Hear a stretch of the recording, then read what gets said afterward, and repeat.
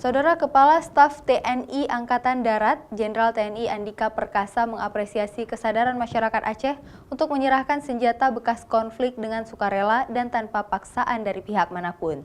Sedikitnya 118 pucuk senjata api ditampilkan dalam kunjungan Kasat TNI.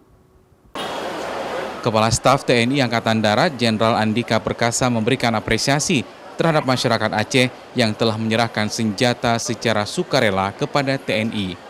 Hal tersebut diutarakan Kasat TNI saat mengunjungi pasukan TNI Kodam Iskandar Muda di Nesu, Banda Aceh.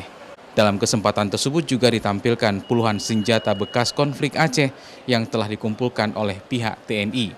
Berbagai macam jenis senjata mulai dari laras pendek hingga laras panjang, termasuk selongsong dan amunisi ditampilkan untuk kemudian akan disimpan maupun dimusnahkan. Dikarenakan dari puluhan senjata tersebut, ada yang masih bisa digunakan hingga yang sudah berkarat dan tidak dapat digunakan lagi. Saya merasa bahwa masyarakat Aceh pun begitu tinggi kesadarannya untuk sama-sama melihat situasi yang lebih bagus, dan barang-barang yang nggak diperlukan kan juga sebaiknya kita serahkan atau tempatkan di tempat yang seharusnya. Kasat TNI menghimbau jika masih ada yang menyimpan senjata bekas konflik untuk diserahkan secara sukarela kepada pihak TNI Polri dan tidak akan dihukum.